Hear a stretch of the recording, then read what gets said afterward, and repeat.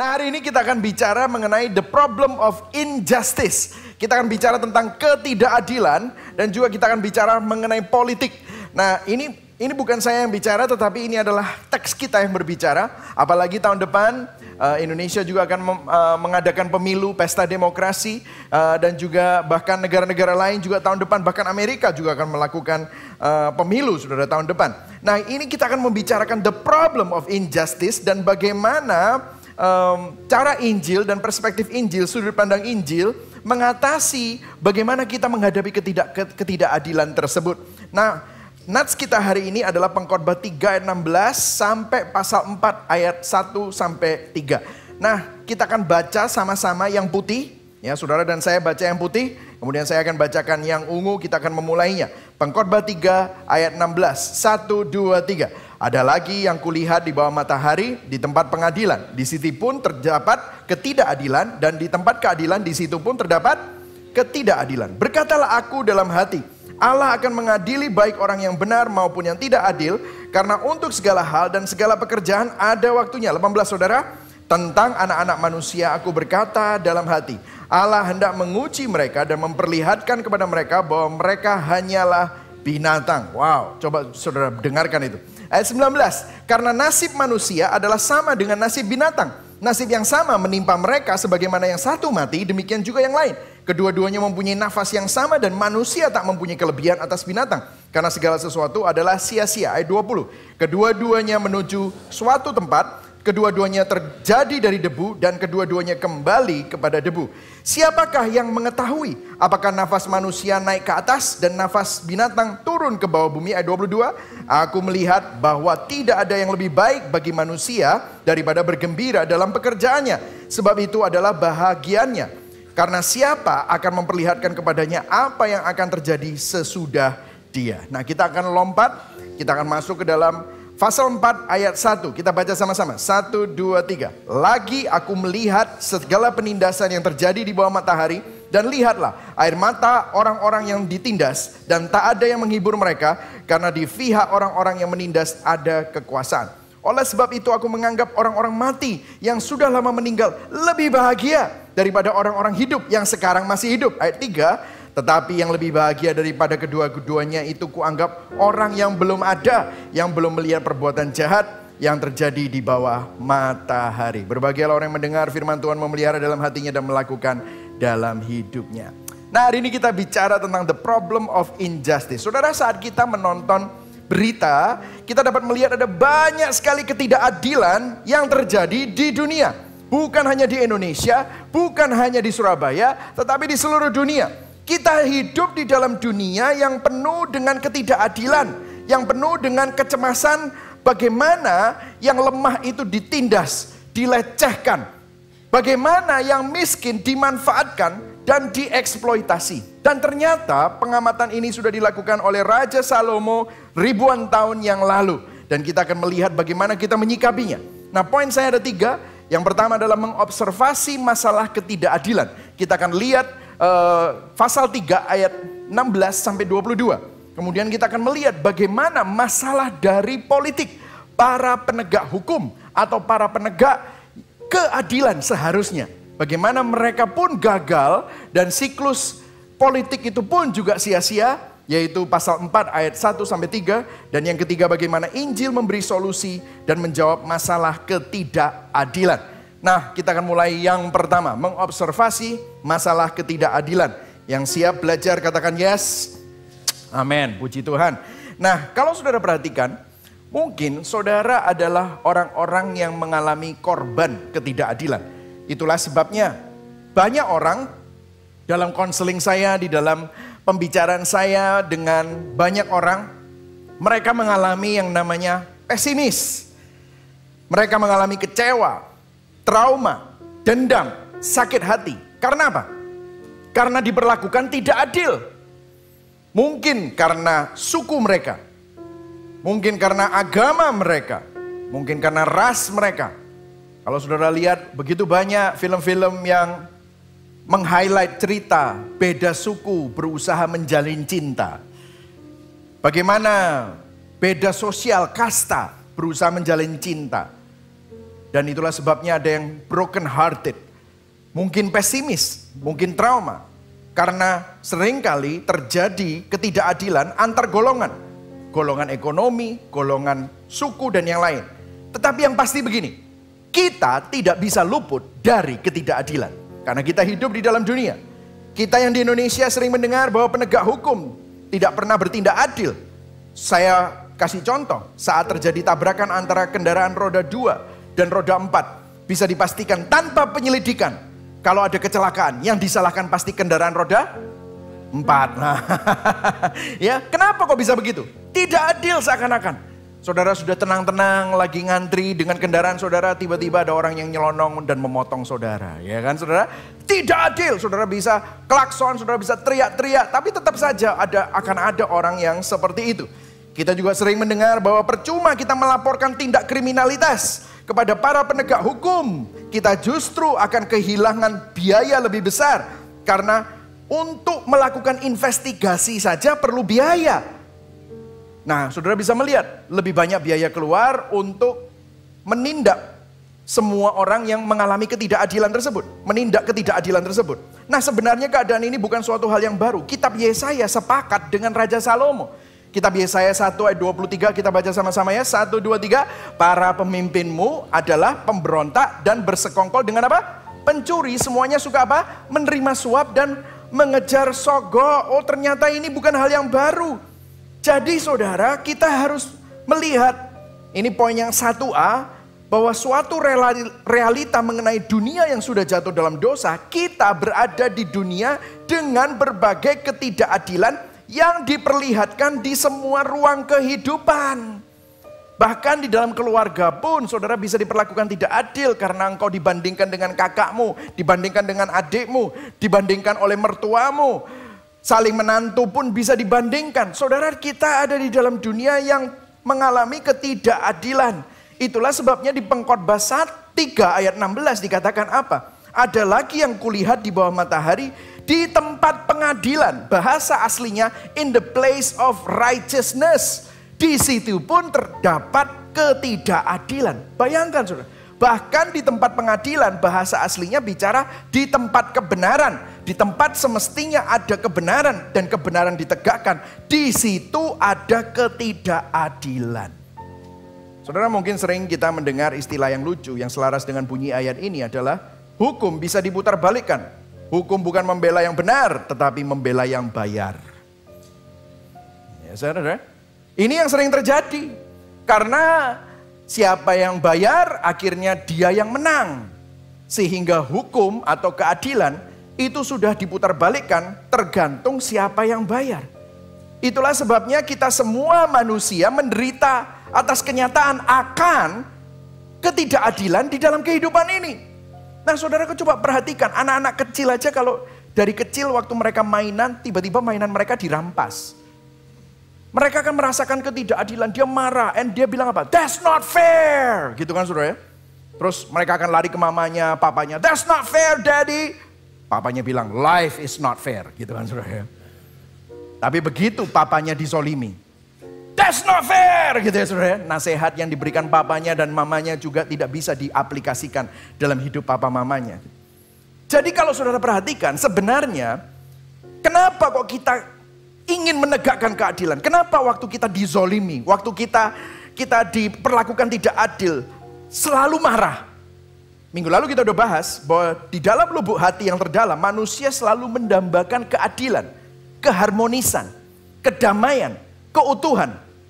Makanya gak heran John Lennon,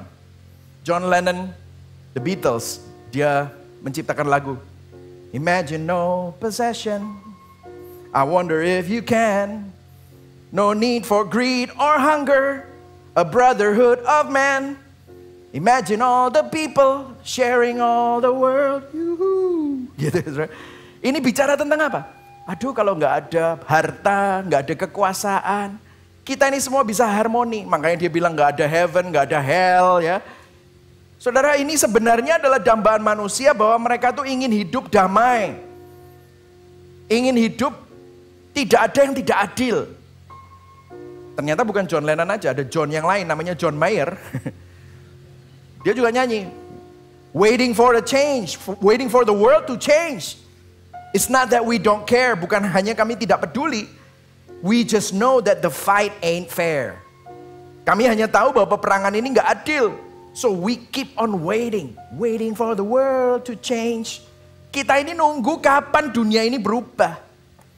Bahkan dia bilang, one day our generation is gonna rule the population. Generasinya dia itu akan jadi pemimpin.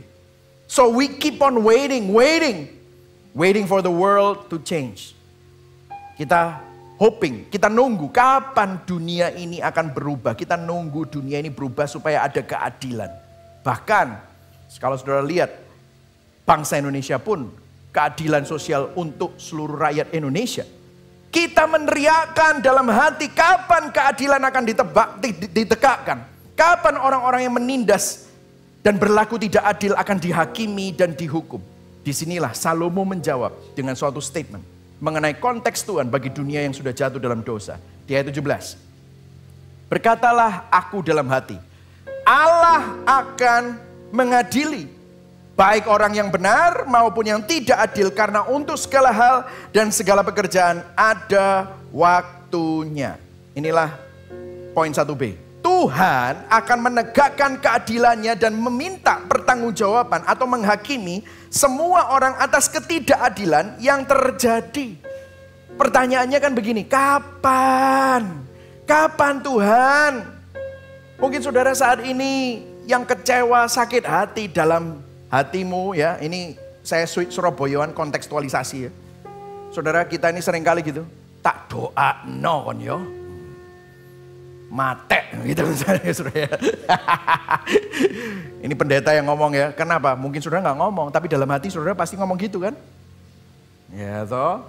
Atau misalnya saudara kadang-kadang melakukan, saudara dipotong orang gitu ya. Saya pernah itu ketemu sama orang yang, tak doa no abraan kapok kan ya gitu misalnya. Atau mungkin saudara mendengar tiba-tiba ada teman saudara yang mengkhianati saudara, sekarang saudara sudah tidak jadi teman. Dan pada waktu hal sial atau hal buruk terjadi dalam orang itu, ya saudara dalam hati ngomong, kon rasa no kapokmu kapan gitu. Saudara dalam hati kita ingin supaya ada keadilan. Dan kita tanya sama Tuhan, kapan? Seorang penulis namanya Lee Strobel dalam bukunya The Case of Faith. Dia bilang begini mengenai kefrustrasian kapan keadilan itu akan dilaksanakan terhadap orang-orang yang berlaku tidak adil. Dia bilang begini, sesuatu yang sangat famous, dia bilang justice delay is not justice denied. Keadilan yang tertunda bukanlah keadilan yang tidak ditegakkan. Akan tiba saatnya ketika Tuhan akan menyelesaikan pertanggungjawaban dan manusia akan bertanggung jawab atas semua kejahatan yang mereka lakukan. Dan penderitaan yang mereka timbulkan, Tuhan akan meminta pertanggungjawaban pada saat yang tepat. Namun ada suatu tension memang saudara. Kita tidak tahu kapan keadilan itu akan terjadi. Karena begini, kita terjebak di dalam sebuah ruang antara keyakinan akan keadilan yang akan ditegakkan di akhir zaman. Karena Raja Salomo bilang Tuhan akan mengadili satu hari nanti di akhir zaman. Lah kita nggak tahu kapan akhir zaman. Nah kita sekarang apa? Khawatir akan apa yang ketidakpastian yang akan terjadi besok. Karena besok saudara mungkin bisa mengalami ketidakadilan. Saudara minggu depan saudara bisa mengalami ketidakadilan. Bulan depan saudara mengalami ketidakadilan. Sementara orang yang jahat terus menjadi semakin makmur. Orang yang lemah tertindas. Kita hidup di dalam realitas Mazmur 73. Kalau saudara baca Mazmur 73. Mazmur 73 pemazmur bilang kapan orang yang jahat, orang yang lalim kok tambah makmur ya. Sehingga sang pemazmur sampai skeptis karena melihat kemakmuran orang fasik dan penderitaan orang beriman dan orang benar. Namun seperti kita pengkhotbah, kita dipanggil untuk sabar mempercayai Tuhan dan waktunya. Minggu lalu kita belajar semua akan indah pada waktunya. Namun begini saudara, saya mau memberikan sesuatu yang menjadi masalah besar juga. Yang menghadang kita terlepas dari kerinduan dan tuntutan kita keadilannya. Kita ini kalau diperlakukan tidak adil, kita menuntut keadilan. Wah kurang ajar orang itu, tidak adil. Tapi kita perlu menyadari bahwa meskipun kita menyerukan keadilan, di sisi yang lain, Kita juga tidak menginginkan keadilan dan tidak bisa menghindar dari keadilan, karena pada akhirnya Tuhan juga akan mengadili saudara dan saya, karena kita semua, berapa banyak di sini yang juga sering berlaku tidak adil dalam hidup kita juga. Sebagai orang tua pun kadang-kadang kita nggak adil sama anak-anak kita. Sebagai suami pun saya pun juga seringkali nggak adil sama istri saya. Sebagai seorang bos, seorang profesional, seringkali kita juga nggak adil dalam kehidupan kita. Berapa banyak di sini berani berdiri di hadapan Tuhan? Oh Tuhan, aku selalu adil. Yeah right. Karena keadilan menurut saudara belum tentu adil loh menurut Tuhan. Karena begini saudara, ini saya sampai tulis di sini. Kita sering berstandar ganda. Katakan berstandar ganda, berstandar ganda, ya. Apa itu berstandar ganda? Begini, seringkali waktu kita berdosa atau buat kesalahan, kita minta belas kasihan, minta orang lain maklum. Namun saat orang lain yang berdosa dan membuat kesalahan, kita menuntut keadilan. Di situ kita sedang berlaku tidak adil.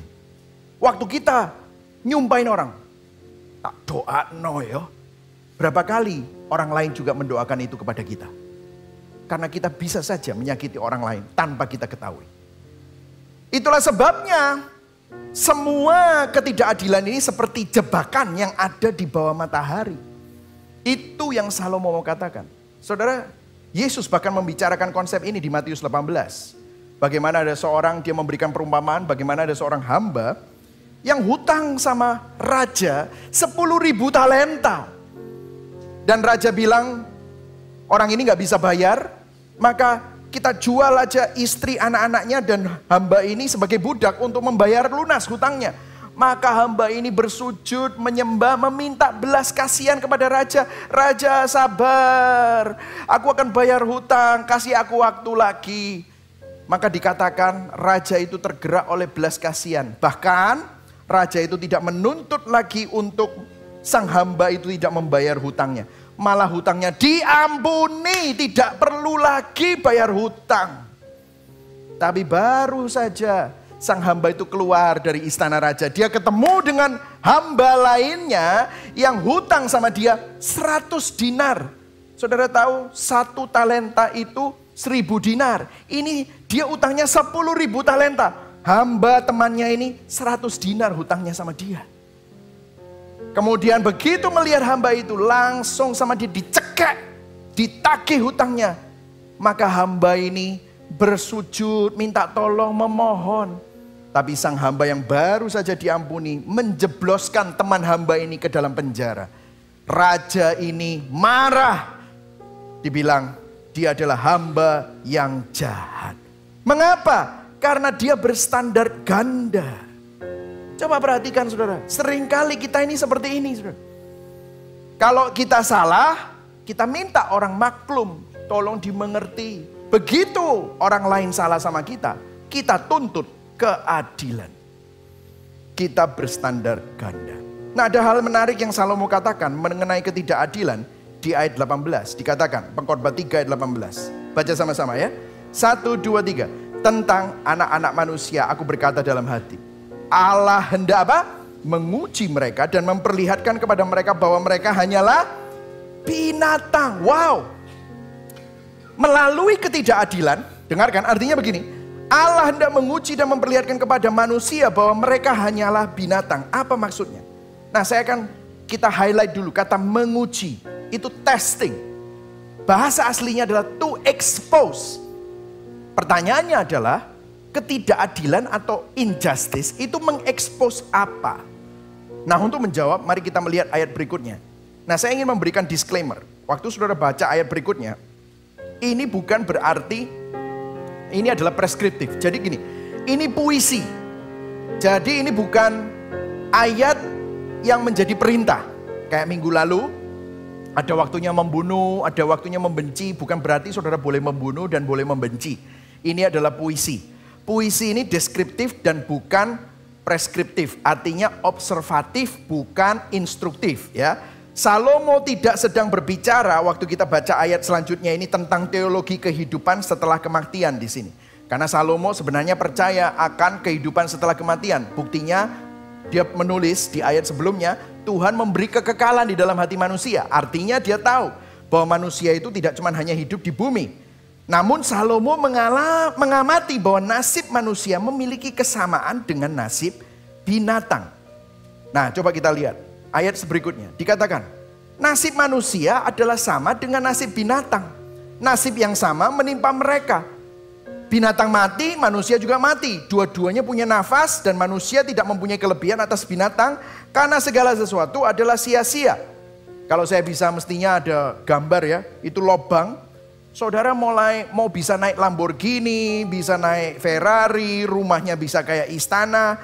Saudara juga punya rumah gubuk, naik becak, naik sepeda, atau jalan kaki, tinggalnya di tempat kampung atau di desa, mau di rumah gedongan, dua-duanya akan masuk di dalam sebuah peti mati yang akan dikuburkan. Dua-duanya, tidak peduli siapa Anda.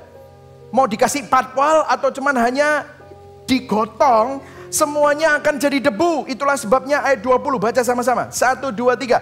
Kedua-duanya menuju apa? Satu tempat. Kedua-duanya terjadi dari debu dan kedua-duanya kembali kepada debu. Jadi Raja Salomo menulis Pengkhotbah 3 ayat 18 sampai 22. Ini adalah gema, eko dari Kejadian 3.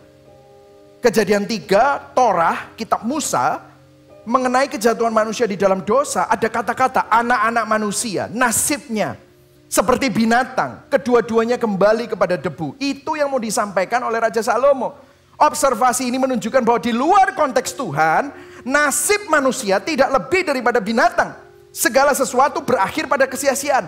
Tidak peduli omset bisnismu berapa, tidak peduli asetmu berapa, akhirnya segala sesuatu itu harus kembali. Kita akan kembali dikubur atau dikremasi atau mungkin dilarung. Apapun itu kita kembali menjadi debu. Kalau Anda hanya hidup untuk dunia ini. Makanya ayat 21 dikatakan, siapakah yang mengetahui apakah nafas manusia naik ke atas atau nafas binatang turun ke bawah bumi. Ini bukan berarti dia tidak percaya kehidupan setelah kematian. Dia ingin mendeskripsikan, kalau tanpa Tuhan, ayat 22, aku melihat bahwa tidak ada yang lebih baik bagi manusia daripada bergembira dalam pekerjaannya, sebab itu adalah bahagianya. Karena siapa akan memperlihatkan kepadanya apa yang akan terjadi sesudah dia. Maksudnya gini, bahagia fana, terbatas nasib dan umurnya. Karena kalau tidak ada kehidupan setelah kematian, maka semua kegembiraan manusia itu adalah kesia-siaan. Apakah dia mengalami keadilan atau ketidakadilan, itu tidak ada faedahnya. Jadi apa yang mau ditunjukkan dan diekspos? Ini ayat yang 1B, poin 1C. Melalui ketidakadilan, Tuhan ingin kita sadar bahwa kita manusia yang fana dan tidak ada yang bisa kita sombongkan. Fana di sini artinya berakhir kepada kematian. Jadi saudara, hari ini kalau saudara melihat hidup saudara tanpa konteks Tuhan, inilah. Kita mau sombong apa? Satu hari kita jadi debu. Saat ini saudara bisa kelihatannya sangat sukses, tapi kesuksesan itu akhirnya tidak ada faedahnya. Kalau hanya kehidupan ini yang menjadi akhir dari segala-galanya. Memang itulah sebabnya kita pengkhotbah sangat membuat kita bisa depresi. Nah kemudian kita masuk dalam poin yang kedua. Masalah dari politik, para penegak keadilan. Nah saudara coba perhatikan, ini ada sesuatu yang menarik karena begini. Salomo mengawali pasal 4 dengan mengobservasi penindasan. Bahwa tidak ada penghiburan bagi kaum tertindas karena kekuasaan berada di pihak penindas. Jadi para penindas bisa berbuat seenaknya. Kita lihat pasal 4 ayat 1. Lagi aku melihat segala penindasan yang terjadi di bawah matahari. Dan lihatlah. Ayo baca sama-sama yang ungu. 1, 2, 3. Air mata orang-orang yang ditindas. Dan tak ada yang menghibur mereka. Karena apa? Di pihak orang-orang yang menindas ada kekuasaan. Jadi saudara bisa melihat orang-orang melakukan hal-hal yang kejam terhadap satu sama lain. Dan yang biasanya melakukan yang kejam itu justru adalah orang yang memiliki kekuasaan. Itulah sebabnya Derek Kidner, seorang penulis komentari dalam kitab The Message of Ecclesiastes, dia bilang begini. Masalahnya adalah kekuasaan itu korup. Jadi meskipun seseorang melihat kejahatan sistem dan terlibat dengan bertujuan untuk melakukan reformasi. Jadi misalnya ya, kalau saudara ngelihat, korup ini. Terus ada seseorang, aku mau mengubah segalanya. Begitu orang itu, orang yang mau mengubah segalanya, mau mereformasi, ya, masa reformasi. Begitu dia memiliki kekuasaan, dia kemudian jadi korup dan tidak ada yang berubah. Dalam sistem politik, seringkali orang harus mengkompromikan cita-citanya agar mencapai jenjang yang lebih tinggi. Jadi mereka harus kompromi untuk bisa naik pangkat. Tapi begitu mereka mencapai pangkat atau posisi yang berpengaruh, mereka tidak lagi menjadi orang yang sama. Mereka akhirnya juga jadi kaum penindas. Dan ini yang dilakukan, saudara. Dan Salomo sudah melihat ini. Oh, ternyata kalaupun kita memilih orang yang kelihatannya berintegritas, tetapi begitu kita melihat dia memiliki kekuasaan, akhirnya kekuasaan itu membutakan matanya dia. Sehingga dia akhirnya melakukan ketidakadilan juga. Padahal dulu idealismenya tinggi, dia ingin melakukan reformasi, dia ingin menegakkan keadilan. Tetapi begitu dia sampai di atas, begitu dia berkuasa, dia langsung melakukan hal yang tidak adil. Makanya kemudian dia menulis, kalau saudara lihat di Pengkhotbah 4 ayat 13-16 itu tidak ada di teks kita hari ini. Tetapi saya akan bacakan buat saudara, ini ada sebuah siklus. Dia bilang begini, ini Raja Salomo juga, Pengkhotbah 4 ayat 13-16. Kita tidak sempat baca tadi. Dibilang begini, lebih baik seorang muda miskin tetapi berhikmat daripada seorang raja tua tapi bodoh yang tak mau diberi peringatan lagi.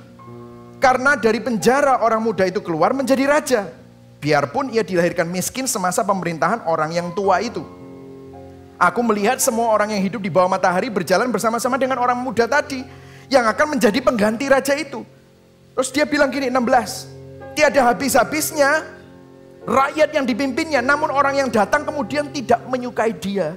Oleh sebab itu pun kesia-siaan dan usaha menjaring angin. Jadi maksudnya gini.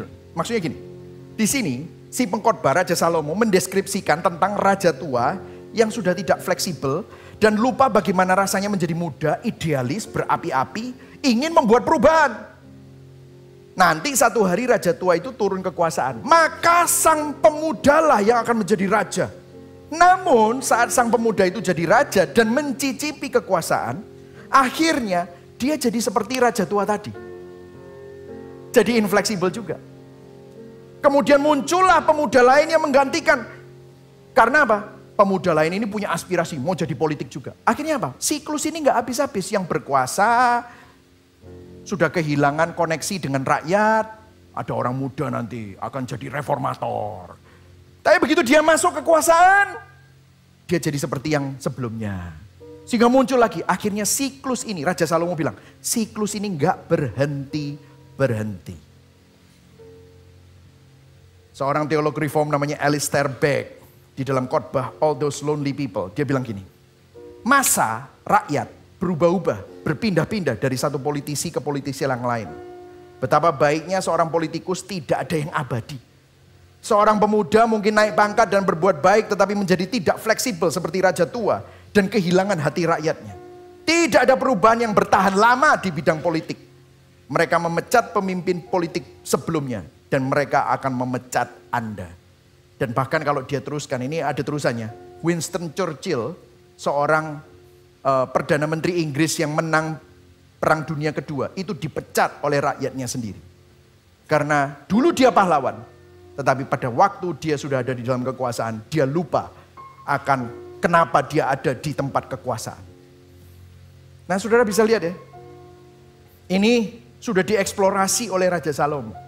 Nah mungkin saudara bilang, wah pastor terlalu pesimis. Mungkin yang dibutuhkan adalah sistem politik yang lebih baik. Dari tadi kan pastor ngomongnya raja, yang diomongkan kaisar. Mungkin yang dibutuhkan adalah birokrasi yang lebih baik, demokrasi. Di mana ada check dan balance, ada legislatif, ada eksekutif. Wah ini kayak political science ya saudara ya. Ada legislatif dan eksekutif. Oh rupanya Raja Salomo sudah mengeksplorasi mengenai sistem politik saudara. Kalau saudara lihat di pasal yang 5 ayat yang ke-7 dia bilang gini. Ayat 7, baca sama-sama ya supaya kita engage. Are you with me? Yes, yes, saudara bisa melihat ya. Semoga saudara belajar sesuatu ini saudara ya. Untuk mempersiapkan pesta demokrasi tahun depan saudara ya. Ayat yang ketujuh, kalau kita baca sama-sama. 1, 2, 3. Kalau engkau melihat dalam suatu daerah orang miskin ditindas dan hukum serta keadilan diperkosa, janganlah heran akan perkara itu. Karena pejabat tinggi yang satu mengawasi yang lain. Begitu pula pejabat-pejabat yang lebih tinggi mengawasi mereka. Oh, dia bilang kalau ada ketidakadilan terjadi dan keadilan diperkosa, nggak usah bingung. Karena itu yang berkuasa di tempat itu tahu. Birokrasinya tahu. Dan itu tidak membantu. Yang dimaksud oleh ayat ini adalah begini saudara. Hierarki birokrasi seharusnya ditetapkan untuk menjaga keseimbangan kekuasaan. Namun birokrasinya malah memungkinkan terjadinya penindasan oleh para pejabat tinggi, bahkan hingga raja. Sehingga rakyat yang menginginkan keadilan akhirnya dialihkan dan dibelokkan tanpa solusi. Dan ini merupakan siklus yang terus berputar.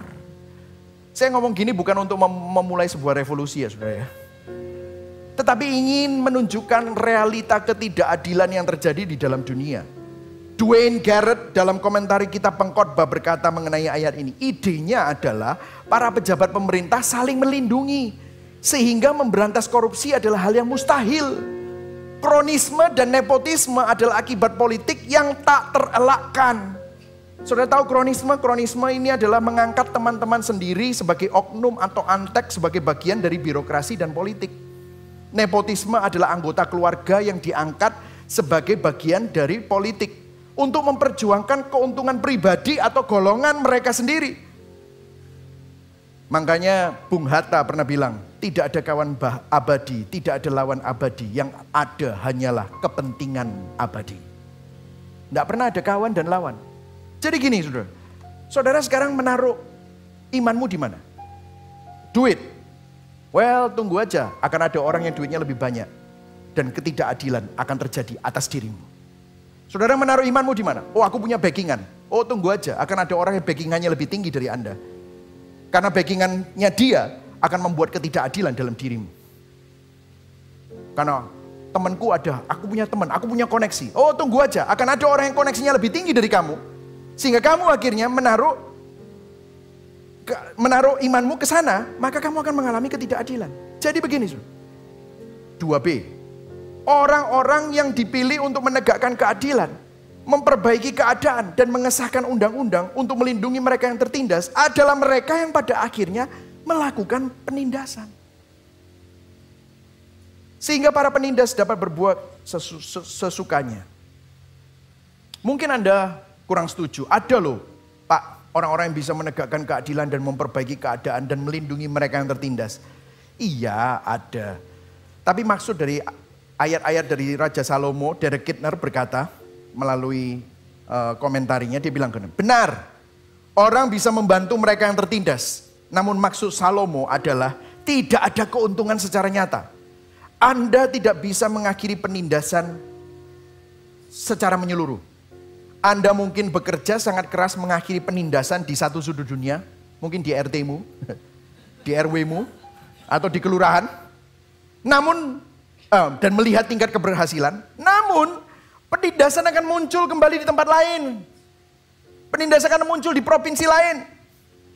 Abad ke-20 kita menyaksikan Hitler digulingkan. Tapi kemudian muncul Stalin dengan Komunis Party. Lalu ada Pol Pot. Dan sekarang ada ISIS. Kenyataan ini begitu menyakitkan. Sehingga Salomo berkata lebih baik mati dan gak pernah dilahirkan. Karena di ayat 2 dan 3.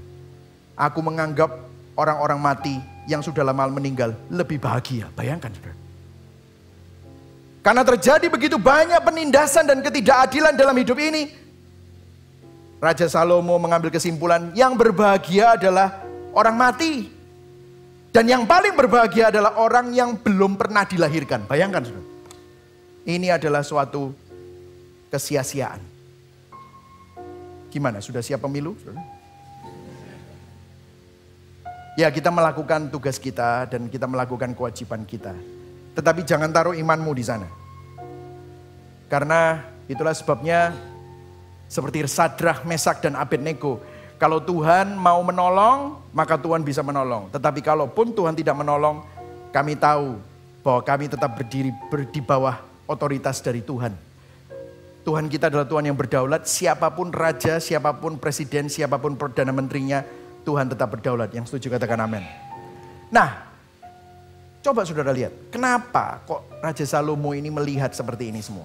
Saudara dengarkan, tension ini memaksa kita untuk mencari solusi bukan di dalam dunia ini.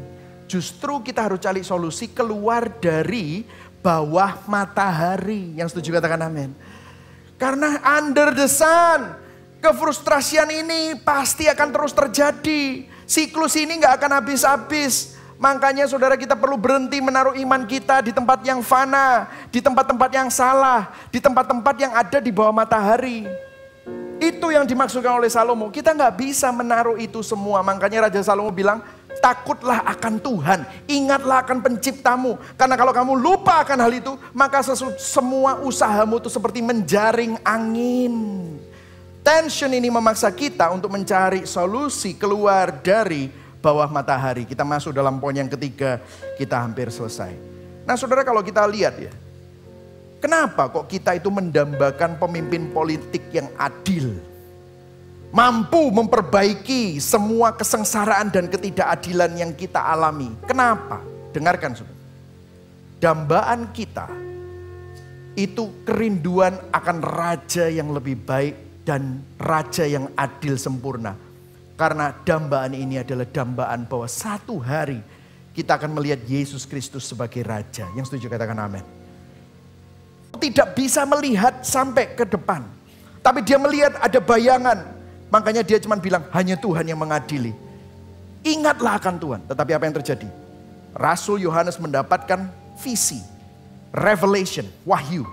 Di sini dia tulis di Wahyu 21. Mengenai apa yang akan terjadi. Ini belum terjadi.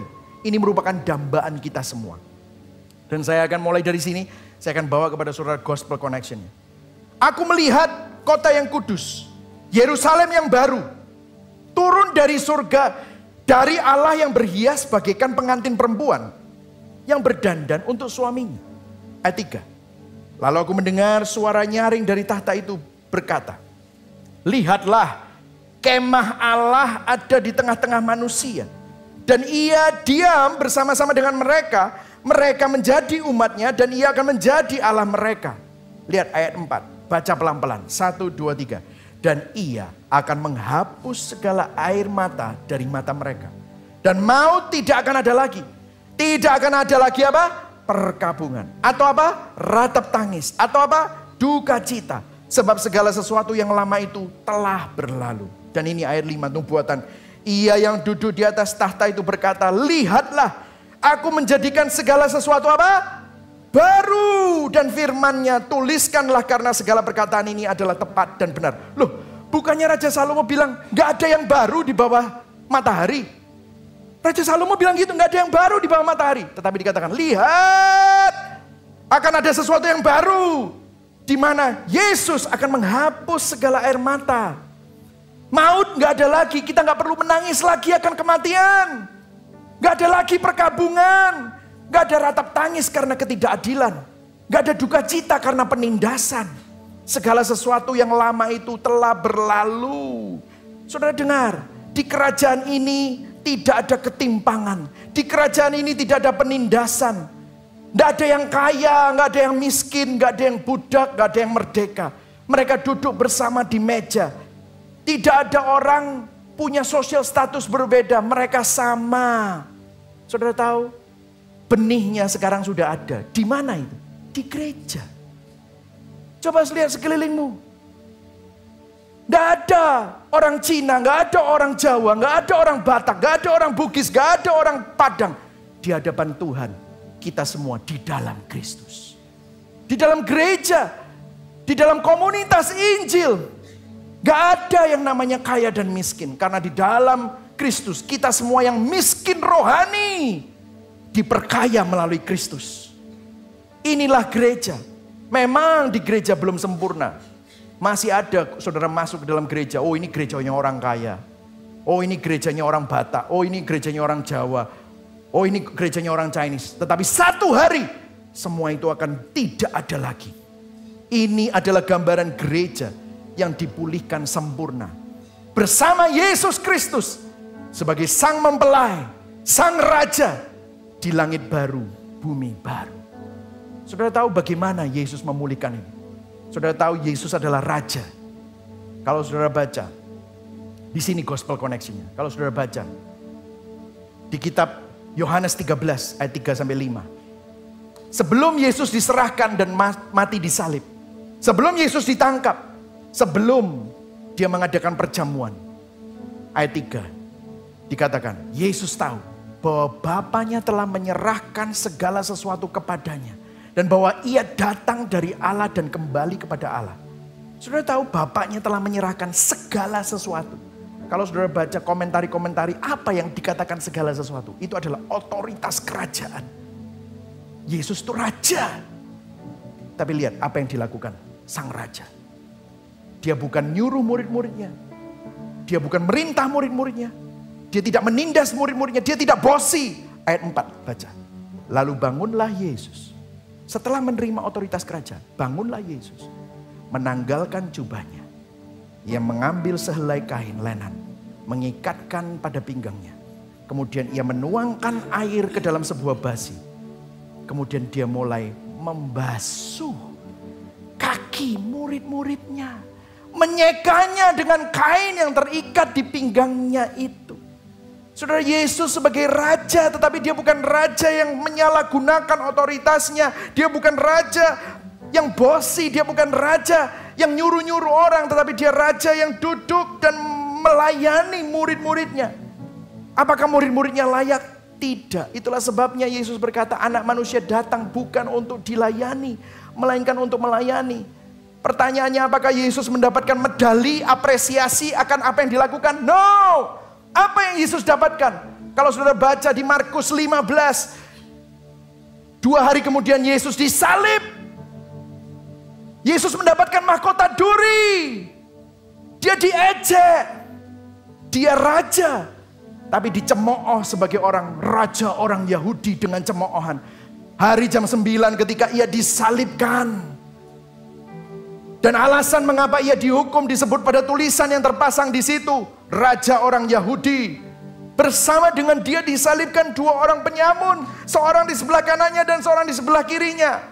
Ini penggenapan nubuatan ayat 28. Demikianlah genaplah nas Alkitab yang berbunyi. Ia akan terhitung di antara orang-orang durhaka. Sang raja yang mempunyai otoritas kerajaan justru disamakan dengan penyamun. Disamakan, terhitung di antara orang-orang durhaka. Ayat 30. Kata orang-orang, turunlah dari salib. Selamatkan dirimu. Demikian juga imam-imam kepala bersama ahli Taurat mengolok-olok dia di antara mereka sendiri. Dan mereka berkata, orang lain ia selamatkan, tapi dirinya sendiri tidak dapat ia selamatkan. Baiklah Mesias, Raja Israel itu turun dari salib itu supaya kita lihat dan percaya. Diolok-olok, saudara. Tapi apa yang Yesus lakukan? Yesus tidak membalas. Yesus diperlakukan tidak adil. Yesus ditindas. Ganjaran yang mendatangkan keselamatan itu ditimpakan kepada dia. Dia seperti anak domba yang masuk ke tempat pembantaian. Disalib, sang raja datang sebagai hamba yang melayani. Disalib, yang adil mengalami ketidakadilan. Disalib, sang hakim datang untuk bukan menghakimi tetapi dihakimi. Disalib, yang tidak bersalah divonis bersalah. Yang kekal disalib, datang untuk menjalani kematian maut. Disalib, kasih dan keadilan Tuhan ketemu, berciuman, terjadi, dicurahkan. Dan bukan hanya itu, pada hari yang ketiga Yesus bangkit untuk mengalahkan ketidakadilan, mengalahkan kejahatan, dan mengalahkan maut. Untuk apa? Untuk menyelamatkan saudara. Untuk menyelamatkan kita pelaku kejahatan dan ketidakadilan dari maut. Tanpa membinasakan kita. Semestinya kita yang binasa. Tapi dia yang binasa. Supaya kita memperoleh hidup. Supaya saudara dan saya memperoleh keselamatan. Inilah Injil. Berikan tepuk tangan buat Tuhan. Karena ini adalah kabar baik. Itulah sebabnya Yohanes 3 ayat 17. Sebab Allah mengutus anaknya ke dalam dunia bukan untuk menghakimi dunia, melainkan untuk menyelamatkannya oleh Dia. Saudara, ada sebuah ayat yang luar biasa indah di 1 Petrus 2 ayat 22 sampai 25. Disalib. Ini yang dilakukan Yesus. Ayat 22 dikatakan, Ia tidak berbuat dosa dan tipu tidak ada di dalam mulutnya. Ketika Ia dicaci maki, Dia tidak membalas dengan mencaci maki. Ketika Ia menderita, Ia tidak mengancam, tetapi Ia menyerahkannya kepada Dia yang menghakimi dengan adil. Ia sendiri telah memikul dosa kita di dalam tubuhnya di kayu salib, supaya kita yang telah mati terhadap dosa hidup untuk kebenaran. Oleh bilur-bilurnya kamu telah sembuh. Sebab dulu kamu sesat seperti domba, tetapi sekarang kamu telah kembali kepada gembala dan pemelihara jiwamu. Yesus mengalami ketidakadilan supaya saudara dan saya dapat diselamatkan. Apa implikasinya buat saudara dan saya? Saya tahu ada beberapa dari saudara mungkin saat ini dendam, sakit hati, trauma, pesimis, skeptis. Karena saudara terlalu sering mengalami ketidakadilan. Makanya saudara jadi pahit. How do you deal with that? Bagaimana saudara bisa deal dengan ketidakadilan yang terjadi? Mungkin ada beberapa dari saudara dilecehkan, diperkosa bahkan. Saudara mungkin ditindas. Saya pernah ada di dalam sebuah gereja di mana saya merasakan spiritual authority abuse. Di mana saya di-abuse oleh pemimpin saya. Begitu pahit mungkin. Bagaimana? How do you deal with that? Dengarkan saudara, gospel people tidak berkecil hati saat mengalami ketidakadilan dan penindasan. Karena gospel people sadar bahwa Yesus Kristus pernah mengalami semua ketidakadilan. Bahkan semua yang kita alami, Dia pernah alami. Dan mengatasi semua penderitaan. Dan bukan hanya itu, Kristus juga mendampingi serta berjalan menghadapinya bersama dengan kita. Saudara tahu kalau ada dua sahabat ngobrol satu sama lain, mereka cocok. Biasanya kalau orang sahabatan itu bisa ngerti satu sama lain. Ngertinya gini, bro gue lagi sedih banget bro. Gue lagi ngerasain gue itu lagi ditolak gitu. Sahabatnya ngerangkul. Aku ngerti bro, aku juga pernah. Saudara bilang, kamu pernah? Iya. Thank you ya bro. Kamu udah ada di sini bersama dengan aku. Iya. Waktu gembira, sama-sama gembira. Waktu sedih, sama-sama sedih. Kenapa? Mereka mempunyai sebuah perkataan satu dengan yang lain. Mereka bisa ngomong gini, aku ngerti. Kamu ngerti? Iya. Kamu juga pernah ya? Aku juga pernah. Dengerin. Kekristenan adalah bukan Tuhan yang duduk di atas sana, yang gak ngerti semua yang saudara alami. Saudara sama Yesus, waktu saudara mengalami ketidakadilan, dizolimi, disakiti, dikhianati. Saudara bilang, gak ada yang bisa ngerti. No. Yesus bisa ngerangkul saudara. Yesus bilang, kamu pernah disakiti? Aku juga pernah. Kamu pernah dikhianati? Aku juga pernah. That's why Dia lahir di kandang, tempat yang paling hina. Supaya orang yang paling dihina bisa bilang, terima kasih Tuhan. Aku tahu Engkau ngerti apa yang aku rasakan. Karena Engkau juga pernah ngalami. Itulah sebabnya Dia diperlakukan tidak adil di atas kayu salib. Seorang raja diolok. Turun kalau kamu bisa. Tapi Dia gak turun. Kenapa? Kenapa Dia gak turun? Karena Dia ingin supaya satu hari waktu saudara, aku dihina. It's okay. I understand what you feel. Because I have been there. Yesus adalah satu-satunya pribadi yang pernah mengalami semua yang kita alami. Dan mengatasi semua penderitaan itu. Dan bahkan Kristus juga mendampingi serta berjalan menghadapinya bersama-sama dengan kita. Gospel people tidak terintimidasi dengan ketidakadilan, bahkan dimampukan untuk bertahan karena mereka melihat ke depan dengan suatu pengharapan akan pemulihan keadilan di langit baru, bumi baru. Mari sama-sama kita renungkan hari ini.